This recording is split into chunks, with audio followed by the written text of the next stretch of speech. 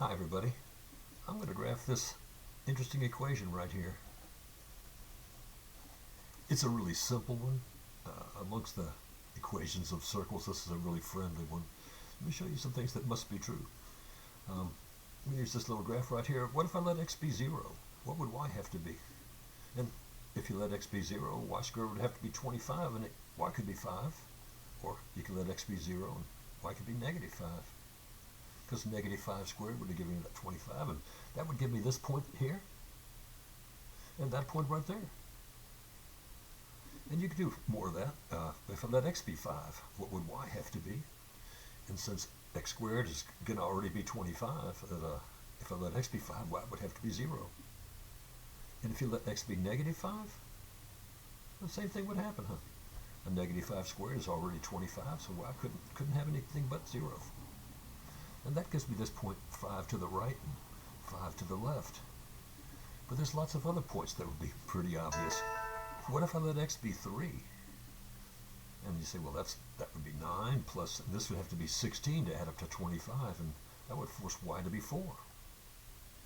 If I went to the right 3 and up 4, that would be a point on this curve. And if I went to the right 4 and up 3, yeah, check that out. 4 squared, there's 16, and 3 squared, that'd be 9. Those add up to 25, so if I go to the right 4 and up 3, got to find a place right about there. You could also use negatives for those, couldn't you? Because these things are squared. For example, negative 4 comma negative 3 would fit this equation as well. Negative 4 squared is a positive 16, plus negative 3 squared is a positive 9. And 16 plus 9 equals 25, so I could have gone left 4 and down 3. Likewise, I could have gone left 3 and down 4. Finding more and more points along here. I could have also gone to the right 4 and down 3. Gone to the right 3 and down 4. And if I keep collecting these points up, left 4 and up 3, left 3 and up 4, I'm getting the points along a circle, aren't I? Maybe you can see that I'm not going to make a perfect graph here, but I'll do a little bit of the best I could. Going to freehand it. I think you're going to have to freehand some circles also. And all the points along this curve satisfy this equation. There's some funny numbers like, what if I let x be 1? What would y have to have been? And you think, well, 1 squared is just going to be 1. So y squared would have to add up to, would have to be 24. So this would have been the square root of 24. Now the square root of 24 is about almost 5. It's not quite 5, but it's almost 5. I went to the right 1. I'd have to go almost 5 up, huh? Yeah, all those points fit very nicely for this curve, this circle. So let me tell you some things I want to tell you about the equation of a circle in general. The equation of a circle that has its center at the origin, 0, 0, is an easy one. We just saw something like that a minute ago, huh? To write the equation, you substitute the radius. And here's a couple of examples. How about a circle with its center at the origin and a radius of 7? That'd be quick and easy. That'd be just x squared plus y squared equals, and I could write 7 squared there, or I could write 49. And this is the equation of a circle whose center's at 0, 0, and whose radius is 7. Now, let's check out this one. The equation of a circle with a center at the origin and pass through the point 6, 8. I'm not going to screw up my graph for this one. It's a pretty easy idea, but when you're thinking that the center's at the origin, I'm trying to figure out the radius for this circle because it didn't tell me the radius. But if I go from the center to from the center of the circle at the origin, and I go to the right 6 and up 8, there I find a place on the circle. What would that radius have to have been when I went to the right 6 and up 8? And you can see that you could use the Pythagorean theorem there, or the distance formula, and you see that this distance would have had to have been 10.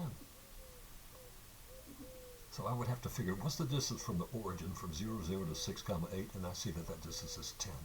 So the equation of that circle, since its center's at the origin, x squared plus y squared equals, and we found the radius to be 10, equals 100. Because you get the square of the radius here. It's really based on the Pythagorean theorem and the distance formula.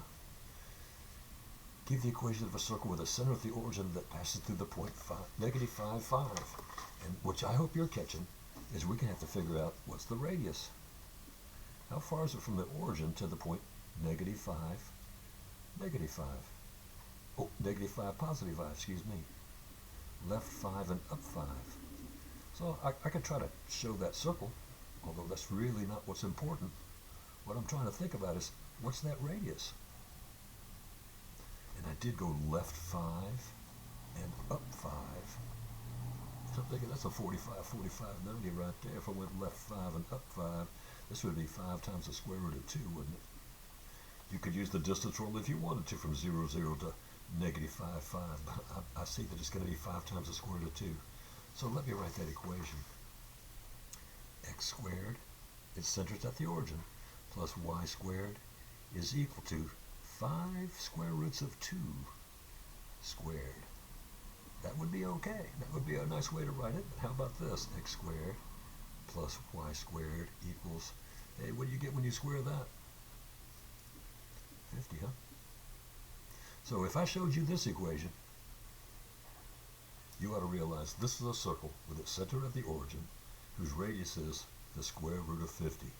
And when you take the square root of 50, since that's 25 times 2, we'll call that 5 root 2, huh?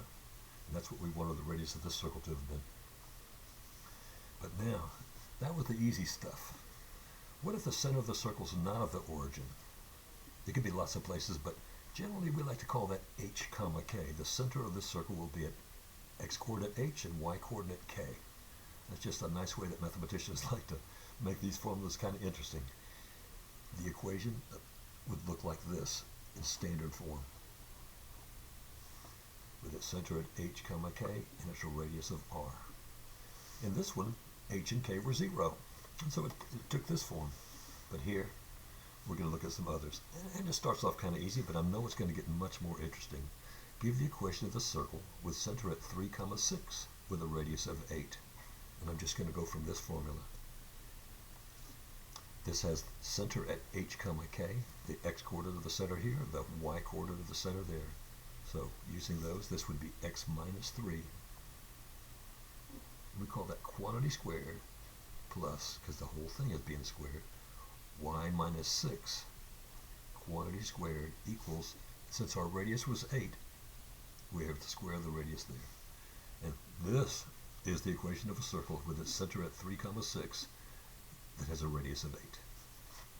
Let's play some more. It gets kind of interesting when you got a minus sign on one of the coordinates here. I'm going to write the equation of the circle that has this center and has a radius of 5. And I start off thinking x minus negative 6. But if instead of writing x minus negative 6, I'm going to write x plus 6. Just think about that with me. Had I written x minus a negative 6 quantity squared, isn't that going to be the same as x plus 6 quantity squared? So I don't want to do that. When I look at this, let me just keep on going. I'll tell you, I'll look back at that in a moment. And then for the y coordinate, y minus 4 quantity squared equals, and our radius was 5, so 25. And I was going to say, when I look at this equation, and somebody said, where's the center of this circle? Because I expect it to take this form. And here I would say the center of this circle is at h comma k. When I see that plus sign, I know it's going to be the opposite of that 6. So the center of this circle is at negative 6 comma positive 4. I see the plus sign, I see the minus sign, but that center is at negative 6 comma positive 4. Give the equation of the circle with a center at 5 comma negative 3 that's tangent to the y-axis. Now we just got to think a little bit there. Got to figure out that radius. If it's going to be tangent to the y-axis and its center is at 5 comma negative 3, they go to the right 5, 4, 5 and down 3. And I'm thinking, well, if the center's there and it's going to be tangent to the y-axis, let me just try to sketch what that might look like. It's not going to be a beautiful sketch, I understand. I'm thinking if I think this way, I'm going to be able to figure out that radius, huh? Since I went to the right 5 and down 3, was it? Yeah. This distance must have been 5. It was tangent to the y-axis, so I know my radius was 5. And the center is here. Let's use this formula, write the equation of that circle. X minus 5 quantity squared plus y plus 3. I want to write y minus a negative 3, but I'm going to write y plus 3 quantity squared equals, and we found our radius to be 5 because the point where the center was over 5 and down 3 was 5 units from the y-axis, and this was tangent to the y-axis. So here goes 25. Equation of the circle. Let's go to the next guy. Equation of the circle with the center here that passes through this point. And what I really got to do here, let me grab a piece of paper with that. What I got to do here is use the distance formula. I got to know how far those 2 points are apart. I understand there's a circle, and it centers over 6, 2, 3, 4, 5, 6, and down 2.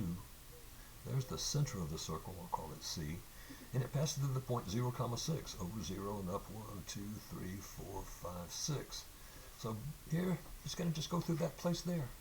I'm not sure. I'm not going to try to draw that circle, but I need to know that radius, don't I? So I have to use the distance formula.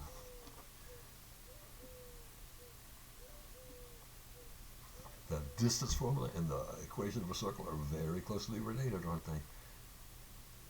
X minus x, x sub 1 minus x sub 2, just writing out the distance formula, y sub 1 minus y sub 2. We want to know the distance between these 2 points.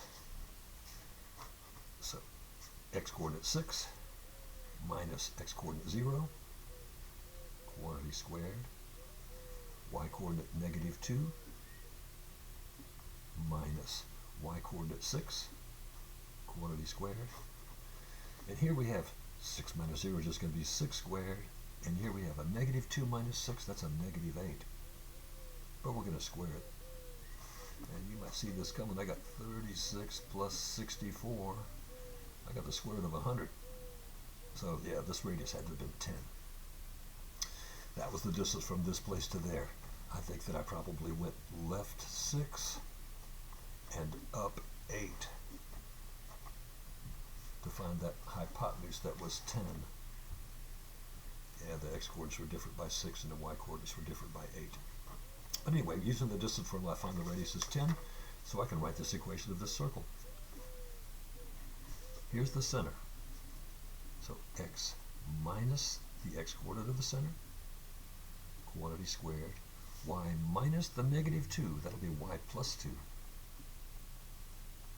quantity squared equals, and what did we find for that center, for that radius of that circle? It was 10, huh? So I ought to write 100 here, because that's the square of the radius that falls there. Let's play again. The circle with center at negative 7, negative 5, that's tangent to the x-axis. So you think, how far is this place from the x-axis? You can think, well, how's that circle going to look? Left 7, down 5. There's that place, negative 7, comma, negative 5. And I want to be tangent to this axis. So this circle's just going to look something like that, I guess. I don't know that it's tangent to the y-axis here, but I know it's tangent to the x-axis. That's what it tells me. So I think I must have gone left 7 and down 5, and it's tangent to this, so this distance must be 5. So I know that the radius was 5. X plus 7, quantity squared, y plus 5, quantity squared equals, and our radius was 5, 25. Yeah, I see the minus signs here. I expect the center to be at negative 7, negative 5. This is the proper equation for that. One more time. A circle with diameter AB, and it tells me about that. Where's A and where's B? Just going to get a quick look at that. Left 3 and up 7, there's A. Over 5 and down and up 1, there's B. If those are the endpoints of a diameter, the circle's going to be something like this. I don't know exactly what it looks like. But the center would have to be at the midpoint, wouldn't it? So I need the midpoint of this segment. I'll add the x-coordinates and divide by 2. Here, it gives me a place for the center right away. It'll be at the midpoint here, and you find the midpoint by adding the x-coordinates, dividing by 2. Negative 3 plus 5 is 2, divided by 2 is 1. 7 plus 1, here's 8, divided by 2 would be 4. So I'm saying the center would have been to the right 1 and up 4. I think that's where that place would have been. And then what about that radius? The diameter is this long. The radius would be the distance from this point C, I'll call it, to either one of those points. I think I'll find the diameter. Going to use the distance formula. There's nothing else I can do there except draw the right triangle and work with the Pythagorean theorem. In the first pair of coordinates, I'm looking for the difference in the x-coordinates. How far apart are those? That'd be 8, wouldn't it? And how far apart are those? Those are different by 6. Yeah, I got this triangle happens a lot. Then I got 64 plus 36. I got the square root of 100, so I got 10. I think that's the radius of the circle. So the equation of the circle, I got it. X minus 1 quantity squared plus y minus 4 quantity squared equals, and we had a radius of 10, 100. That's a pretty good thing. But I got to show you something that's more clever that shows up in that exercise from our textbook. This is really pretty cool. I like it. I think it's important to other classes that you'll take soon. I'm going to graph these circles. I'm going to find their center and their radius. But when you look at that, you might be realizing, hey, it does not take that form. I mean, if it took that form, we know where the center was. And here, I know where the center of this circle is at 3, 6. Because I can take that. But here, it doesn't take that form at all. We're going to do a thing called completing the square. It's important to all kind of classes that you'll take in the future. To do that, we'll line up the x's with the x's and the y's with the y's first, in descending powers. To start with x squared, going to bring that 8x next to it, plus 8x, and leave a blank right here. We're going to put some number there in a moment, plus y squared. Oh, I'm sorry, this can't be right. Let me let that be 6y right there. I apologize. I couldn't have an x, 8x, and a 6y. I apologize. Let me bring that 6y to the left-hand side, though. Minus 6y. I'm going to leave a blank there as well. And over here, I got nothing on this side at all. I brought everything to the other side, so I just have 0. Sorry about that. I needed a collection of x's and a collection of y's, and I just miswrote that question. You'll see more of these examples. But now, when we discuss these forms, you've got a quadratic term, you've got a linear term, and we're going to build a constant that goes here. Again, a quadratic term, a linear term, and a constant. So we can talk about this well. You'll need to take 1/2 the coefficient of the linear term.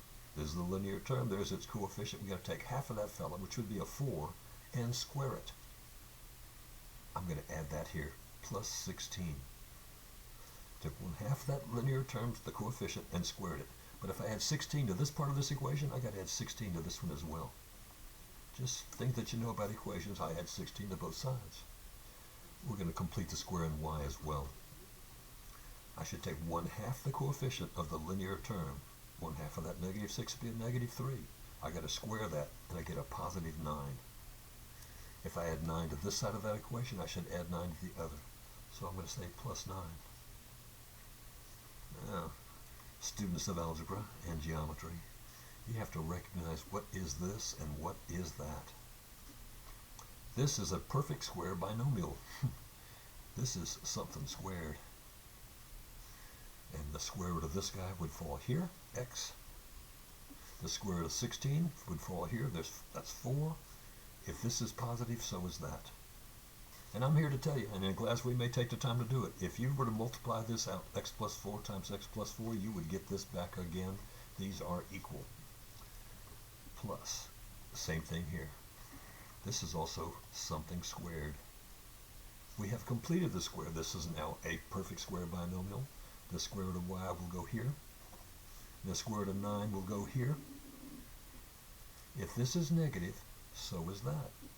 And I promise you, if you multiply y minus 3 times y minus 3 to get y minus 3 squared, this is the proper product. Hey, what have you got over on this side? And over here, I just got 0 plus 16 plus 9, I got 25. Huh? Where's the center of this circle? At -4, +3. Was the radius of this circle? Radius is 5. And I'm not going to do a great job of graphing it, but I can get a reasonable job. I'll just find that center first, left 1, 2, 3, 4, and up 1, 2, 3, just about there. And it has a radius of 5. Something you might have caught, if this is the center, and it's going to have a radius of 5, this was 3 and this was 4, wouldn't that be the distance to the origin? So I'm thinking, yeah, that's about how big that circle's going to be. I'm going to go down 5 here and right 5 here, just so I can try to get a graph of this circle. Up 5, left 5, and just try to get some points that got to be along that circle. And I think I could probably make that work. It's not going to be the perfect circle, but there it is. I say this is the circle with center at -4, 3 with a radius of 5. This is the graph of this circles with this equation. Let's get a little practice with that. And I'm going to have to take some circles that are less than perfect from you. What's the first thing you do? Put the x's with the x's and the y's with the y's, and you'll bring the constant to the far side. In this first equation, we didn't have a constant, but I'm going to put x's with x's and y's with y's first. X squared plus 14x plus, leave a blank right there. We're going to add something there in a minute. Plus y squared, have to bring these 10y to the other side, minus 10y plus, leave a blank. And now what have you got on this other side? You got nothing. You took this 10y to the other side, it became that -10y. There's nothing on that side but 0. Now we're going to work on this equation. And we're going to do that deed that you do. I need to complete the square in x. To complete the square in x, you'll take 1/2 the coefficient of the linear term. 1/2 of that 14 is going to be a 7. Square it and add it to both sides. Add 49 here and add 49 there. In a moment, I'm going to be able to write that as a perfect square binomial. Same thing here for y. The quadratic term, the linear term, and the constant. Take 1/2 the coefficient of the linear term. That'd be a -5. Square it. Get a +25 there. But if you add 25 to this side, you got to add 25 to that side as well.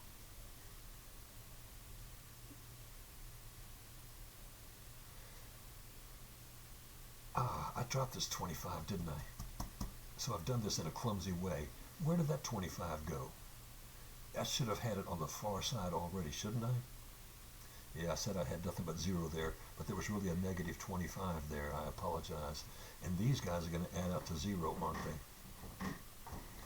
Let me go back and I'll try to do this cleaner on the next pass. Okay, I think I got some quiet now. This is a perfect square binomial. Square root of this guy will fall here. The square root of this guy will fall here. If this is positive, so is that. What about this fella? Also a perfect square binomial. Square root of y squared falls here. Square root of 25 falls there. If this is negative, so is that. And now I kind of blew it. When I had this +25 here, I said I had nothing on the other side. I should have brought it over to the other side. It should have been a -25, but it does cancel with that +25 that I added to both sides. And I'm just left with nothing but 49. So, what do we know about this circle? Where's its center? I know it's at h comma k, and that will be at -7,